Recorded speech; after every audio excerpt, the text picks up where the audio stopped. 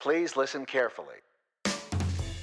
Hello, Team Anesthesia. Welcome to GasGasGas. This is the best anaesthetic science podcast for the FRCA primary exam. Our goal is to fill your brain with all this highly useful information. Now, you might be in the gym right now, commuting, or ironing your scrubs, and there's no judgment here. GasGasGas will prime your brain for the monsoon of knowledge you need to imbibe. But regardless, the revision is eventually going to end. But for now, expect facts, concepts, model answers, and the odd tangent. Now remember to check out the website, that's gasgasgas.uk. There are show notes there with all the detail, plus links to foundational reference papers and anything else useful I find for you guys. Anyway, buckle up, get ready for your mind to be bent into a new shape, and let's get on with the show. Hello everyone, and welcome to yet another episode of GasGasGas. I'm sure you're deep into the darkest realms of the revision fun that you're currently having, and hoping for some brevity and levity, neither of which will be found today, sadly. Coming across the material you had to know about anti-cholinesterases for the primary and just thought, oh my days, I just thought it was one drug that did one little simple thing. Now I feel like I've got to learn a load of other things, and it all got very briefly quite emotional. So we're going to distill it down so that hopefully if someone does throw you that left hook, you'll at least be able to block them and bat them away. So whenever you get asked a question in the exam, there's like the really easy answer where you just give them exactly what they want. You answer the question they've asked you, but oftentimes they are doing that irritating thing where actually they want you to say more than just an anti-cholinesterase, yes, that's neostigmine, let's move on, please, let's move on. When in fact they might want something a little bit more fleshed out. If you broaden your mind briefly to anti-cholinesterases in medicine and where you might find them being used, it's a treatment for myasthenia gravis and a test to see if a patient has myasthenia gravis. The anticholinesterase donepezil is used in Alzheimer's. Organophosphates, i.e. pesticides, have anticholinesterase activity, quite lethal levels of anticholinesterase activity. And then in the anesthesia ITU environment, we reach for it sometimes, very rarely, apparently, for paralytic ileus. And there's a link to a New England Journal of Medicine article where they gave people neostigmine and watched what happened. And then there is the utilization of neostigmine in anesthetic practice for reversing a diminishing competitive non-depolarizing muscle relaxant blockade. Why do we use neostigmine? Well, it works for about the right amount of time that we want, has a reasonable onset time when given IV, and it doesn't cross the blood-brain barrier. It's a quaternary amine, but like, glycopyrrolate is a quaternary molecule that can't cross the blood-brain barrier. And that's because there are some desirable effects that we want as anaesthetists from neostigmine, but unfortunately, as with most drugs, except for, the pedestalized, glorious sugammadex, it has side effects. And these are side effects that promote the parasympathetic nervous system's functions. And we're going to get into those. Now, if they asked you to classify, you're deep into the exam and you're thinking, classify, that's going to make me cry. You need to base it on which site on a cholinesterase molecule, or an acetylcholinesterase molecule, the neostigmine works on. And that then rears the horrible question, well, good God, there's more than one active site on an acetylcholinesterase enzyme. And yes, the answer is there's an anionic and an esteratic site. So just for completeness and clarity, unless otherwise mentioned, I'm just going to talk about neostigmine. So neostigmine is a clear colourless solution for injection, presented at 2.5 milligrams per mil, often in a 1 ml ampule. However, it also comes pre-mixed at 2.5 milligrams of neostigmine with half a milligram or 500 micrograms of glycopyrrolate. They might jump in there and say, well, why do they do that? Acetylcholine works on nicotinic, but also muscarinic receptors. And we like the nicotinic effects, but we do not like the muscarinic effects. So, first step, physicochemical, classify or cry. What does what? We're going to break this down into drugs that only work on the anionic site, drugs that work on both the anionic and esteratic, which carbimylate those sites, and then drugs that phosphorylate the esteratic site. So edrophonium really fancies the look of that anionic site, but it doesn't work very long. It just hydroxylates it, but it soon floats off and stops inhibiting that enzyme. So that's really useful when testing for myasthenia gravis. And then we've got more common neostigmine neostigmine, but also pyridostigmine and physostigmine. Pyridostigmine is used to treat myasthenia. These are carbamate esters, which carbimylate, and they bind to both sites. So they're quite good at causing inhibition for a reasonable period of time. Why don't we give myasthenics oral neostigmine? The bioavailability of neostigmine is abysmal, whereas with pyridostigmine it is not, and that's why we use pyridostigmine for myasthenia gravis and neostigmine, which is with its shorter effect time to reverse neuromuscular blockade. And then what about those that phosphorylate the esteratic site? And that would be organophosphates. And these bind pretty much irreversibly to your acetylcholinesterase. And you can imagine your mind's probably thinking, well, organophosphates generally bad. That's like sheep dip and other such things. But it is sheep dip, but also sarin, Novichok, and a lot of other nerve agents work on this principle of inhibiting acetylcholinesterase. This leads you to get overwhelming muscarinic effects, bradycardia, prolific production of bronchial secretions, bronchospasm, just generally really terribly bad for your health and can kill you, and does. The Salisbury poisonings with Novichok, the paramedics gave atropine because of a bradycardia, and it probably actually saved the life of, I think, that police officer, because atropine is an emergency treatment for nerve agent poisonings such as this. In the army, you take pre-treatment in high-risk environments where you take pyridostigmine 3 times a day in order to block the potential for a nerve agent to be lethal, and then you carry an injector which carries atropine and a few other molecules, presumably including pralidoxime, which is something that's going to reverse the effects of that phosphorylated binding to the esteratic site of your acetylcholinesterase. Cool. Anyhow, time for a brief mention about the sponsors of GasGasGas, Teach Me Anaesthetics. These guys are behind an excellent single best answer question resource. Firstly, I took the joyful, challenging, and intermittent bashing through their 1100 plus questions, which they have written for the FRCA primary exam. Now, I secretly loved it, and there are plenty of questions to test your knowledge. When I was studying for the FRCA primary, it did not exist, but there were other packages online. These cost a lot more, and they didn't really seem to reflect the content of the exam. Whilst doing them, I came across rehashed MRCP questions, which was not terribly inspiring and left me pretty cheesed off. Whereas these single best answer questions have been built from the ground up. They have not sniffed an MCQ in a past life. They are based on the anaesthetic science you need to know, and there are explainers with all the questions, so it builds your knowledge as you work through them. There is a multitude of ways you can study these questions. You could choose to do a random battle with 1100 plus questions, or split them into subject area. You can go back and redo the ones you've gotten wrong. It's very malleable. So if you've been thinking about which question resource you might want to get your hands on for the exam, you shouldn't really look any further than Teach Me Anaesthetics. If you reckon it's for you, all the links to Teach Me Anaesthetics from GasGasGas are affiliate links. So if you're signing up through one of those, you're helping to support GasGasGas. So if you think you're going to go for it, click a link with me. You know you want to. You'll not only be supporting your exam preparation, but you'll be supporting your 100% favourite Tell Your Nan Over Sunday Lunch podcast, which is of course GasGasGas.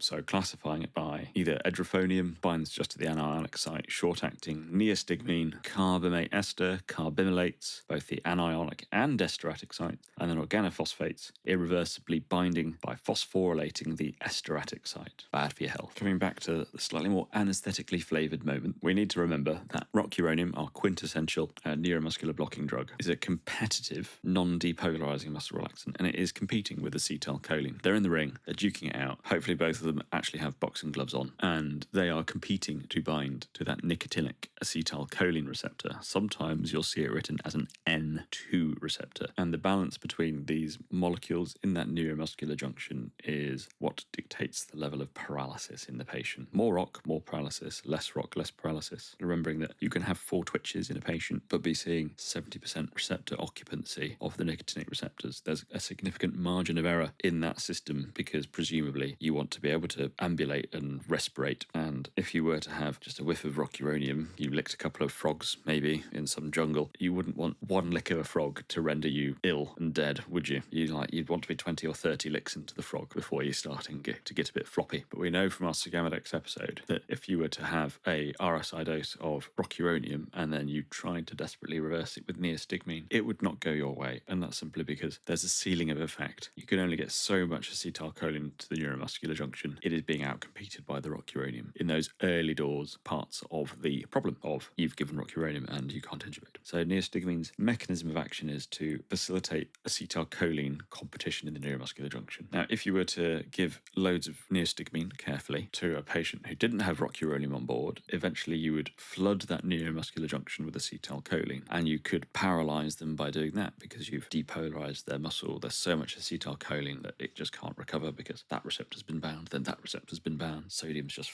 hooting all around in and out of those muscles. And that's one of the mechanisms by which organophosphates can lead to death, because it can just lead to you being paralyzed. Yummy. So the onset of neostigmine, about a minute, and it lasts for 40 to 60 minutes. But the peak effect is at 7 to 11 minutes. So you've got to kind of time it and weigh it up when you're using it. You don't want to be giving it when the patient's aware and all floppy and jerky and not able to use their arms or legs, because that's quite distressing. But equally, you don't want to give it whilst the surgeon's still sewing up and you've only got like the barest of 4 twitches. There's a bit of an art to knowing your surgeon, knowing the intervention, knowing that they don't actually have to do a stoma and you've been distracted thinking they've sewn up the abdomen right, okay. And we'll get to whether or not you should use it when abdomens have been sewn up in some ways, and we'll get there later.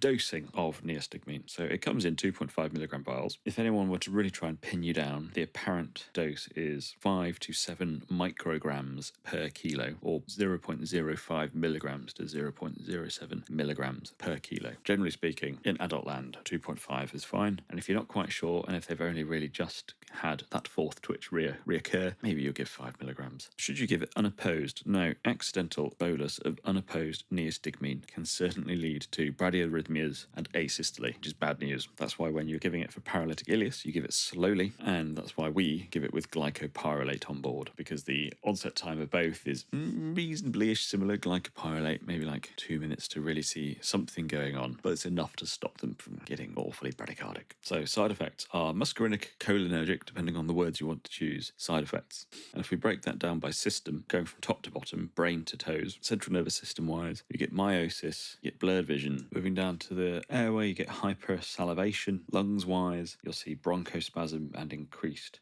bronchial secretions. Heart, see bradycardias, as well as reduced contractility in your GI tract. Patients might feel sick, but they're actually going to get loads of peristalsis and abdominal pain and cramping. And from a GU perspective, you're going to get involuntary micturition. You also might start seeing patients fasciculate a bit. They're having development of hypotonia or paralysis, insignificant side effects. And you could brand this as a cholinergic crisis. You will see a similar picture developing in a myasthenia gravis patient who's been inadvertently given too much pyridostigmine. They can start developing a cholinergic crisis. Now, in patients who've had a primary anastomosis, do you really want to be causing loads of peristalsis plus minus those abdominal pains and crampings? Do you really want a nice hyperactive bit of bowel right next to an anastomosis? There are some suggestions that maybe you should be a bit tentative about using neostigmine glycopyrrolate reversal in these patients. I don't know if there's any robust evidence, but that's in the bin now because we have sugammadex, that beautiful gamma cyclodextrin that solves many problems. Pharmacokinetics of neostigmine. This is incredibly brief, actually. As I said, 1 to 2% oral bioavailability. That's why we don't use it for myasthenia. Its volume of distribution is 0.4 to 1 litre per kilo. From that, we can infer that it's quite water soluble, probably stays in the same sort of compartment that rocuronium behaves in. It doesn't bind to plasma proteins, and its metabolism is plasma esterases into a quaternary alcohol, and the liver does get a little bit busy as well. Half-life of 50 to 90 minutes, 50 to 67% of it is excreted in the urine, and its clearance is 5.7 to 11 mils per kilo per minute. Where does acetylcholine actually come from, though? Because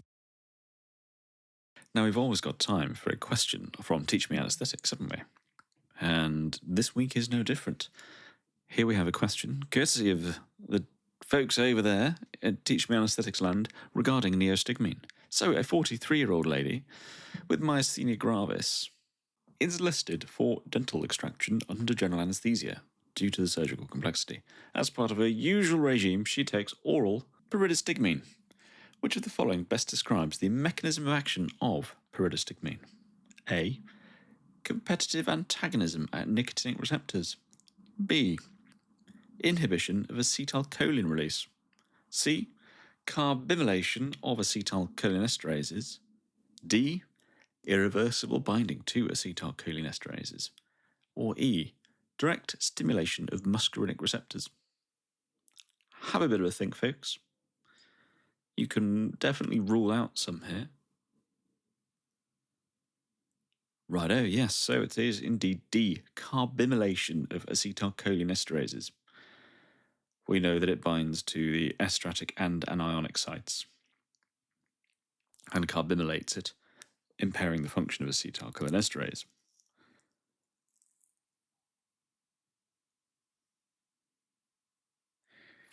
This enzyme does undergo hydrolysis over time, distinguishing it from organophosphate compounds which bind irreversibly. The increase in acetylcholine at muscarinic receptors also leads to parasympathetic effects such as bradycardia, increased GI motility and bronchial secretions, which is why glycopyrronium is often co-administered when neostigmine is used for neuromuscular blockade reversal. Pachow, there you go folks. Let's get back on with the show. They could certainly dip into that pathway when you've spoken so eloquently about neostigmine and pyridostigmine and myasthenia and organophosphates and all that stuff. Acetylcholine is derived from two molecules: acetyl coenzyme A, that's from your Krebs cycle, and then choline, which you gain from dietary sources. This is combined in your nerve endings by choline acetyl transferase, subsequently storing it in synaptic vesicles. And these vesicles are present right at the end of your presynaptic membranes throughout your nervous system, because acetylcholine is used in your preganglionic sympathetic, in your pre and post-ganglionic parasympathetic, in your CNS, etc., etc. And post-ganglionic sympathetic when it comes to supplying sweat glands. That's acetylcholine as well. So it's squirreled away in synaptic vesicles at the end of these presynaptic membranes, with some stores also held back just sort of proximal to that membrane, which is mobilized when presynaptic acetylcholine receptors are triggered with sustained release, and this is why you get fade. How is it released? So your action potential hits the end of the axon, it gets to that terminal bouton, letting calcium into the cell. This calcium triggers a chain of events that leads to vesicles merging with and emptying their contents across that membrane into the synaptic cleft, and this is mediated by a gaggle of proteins. The umbrella term for them is snare proteins, and there's quite a few, and they sort of anchor the vesicle to the inside of the neuronal membrane in a manner that causes a rapid unzipping effect on exposure to calcium that pulls the vesicle into the membrane, and therefore you get exocytosis of those molecules of acetylcholine, and they go off trotting across the membrane. Now I've linked to a really painfully deep dive on the current but still imperfect understanding of these proteins. And note that I'm not pretty sure, in fact I am right, because I've just googled it just to be absolutely sure that I don't tell you waffle, that botulinum toxin and tetanotoxin both muck about with snare proteins, and that's how they lead to the side effects on the neuromuscular system that you see. Now, we've covered where acetylcholine comes from, how it's stored, how it's released. Where does it act? Certainly have to know about this receptor, folks, the nicotinic acetylcholine receptor. These are pentameric ion channels. Pentameric, there are 5 subunits, pent 5. There are 2 alpha, there's a beta, an epsilon, and a sigma subunit. These make up your nicotinic acetylcholine receptor. Now, to make your life even harder, there is a fetal nicotinic acetylcholine receptor, which has different subunits. The difference between the adult and the fetal is, instead of a epsilon subunit, you have a gamma subunit. Great. There's a BJA article that looks at neuromuscular blocking drugs in infants and children that talks a little bit more about the fetal receptor. The nicotinic acetylcholine receptor has 2 binding sites for acetylcholine, 1 on each alpha subunit. When 2 are bound, the nicotinic acetylcholine receptor opens. It is a channel. It allows sodium and calcium into the cell and potassium out of the cell. Now, the difference between the fetal receptor and the adult one is it is a bit more sensitive to acetylcholine, and the supposed mechanism of this is fetal nerve endings are not quite as efficient at making acetylcholine. The turnover, the efficiency, not so good. Therefore, not so much acetylcholine in the neuromuscular junction, need a slightly more sensitive receptor to achieve transmission of action potentials to trigger that muscle contraction. Now, there's a link in the show notes to the suxmethonium episode as well, which has a lovely drawing of a nicotinic acetylcholine receptor, if that's your bag. And here is the end of the neuromuscular blocking chapter. We have done all the common ones and a few uncommon ones. I'm going to resist the temptation to go down into, tubocurane and galamine and all that sort of stuff, because we need to be realistic. You are studying for an exam. Maybe that could be Christmas. Maybe we can talk about licking frogs next Christmas. Who knows? No animals are harmed during the making of Gas, Gas, Gas, but I do sometimes receive harm from an animal, which is Frank when he gets his claws out. Anywho, hope you've had a lovely week. Have a nice weekend. You've been listening to Gas, Gas, Gas. Cheerio and goodbye. Ahoy, Team Anaesthesia! You've survived yet another episode of Gas Gas Gas. Now, if you found it useful or harrowingly awful, please like and subscribe, drop us a star or 12, and follow with whichever podcast platform you find yourself using. Please leave a comment or ping off an email if you think I need to square something away. Now, there are a bunch of ways to support the costs of Gas Gas Gas, from buying me a coffee, to venturing forth via an affiliate link, to the horde of joyful SBA questions from Teach Me Anaesthetics.